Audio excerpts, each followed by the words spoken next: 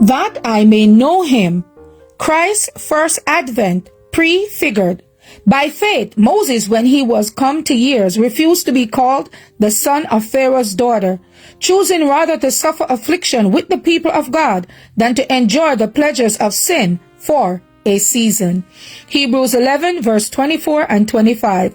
While he was sitting under the very shadow of the throne, the Spirit of the Lord stirred his heart to lift the crushing weight that was pressing his brethren into the lowest degradation and slavery. His heart ached with sorrow, as if he himself were in slavery, laboring in the brick kiln and sharing their degradation. They were slaves suffering under the cruel lash. They were a reproach and a hissing to all the Egyptians, from Pharaoh down to the lowest serf.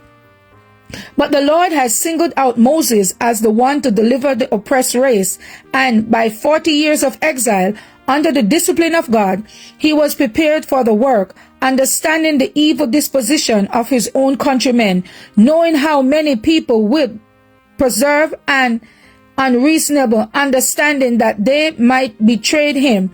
He was yet considering ways and means to accomplish their deliverance, though supposing that he himself and fortified all right to be the instrument. But God in the bush, which through burning was yet unconsumed by the fire, presented himself and selected Moses as his agent.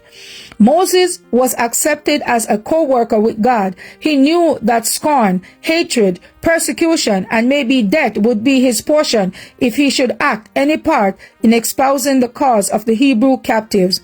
He had stood in great popularity as the general of Pharaoh's armies, and he knew that now his name would be branded round and falsified. But he esteemed the reproach of Christ greater riches than the riches in Egypt. Hebrews 11 and verse 26. He laid down the prospect of a kingly crown and took up the burdens of his oppressed and afflicted people. Moses was chosen of God to break the yoke of bondage upon the children of Israel, and in his work he prefigured Christ's first advent to break Satan's power over the human family and deliver those who were made captives by his power.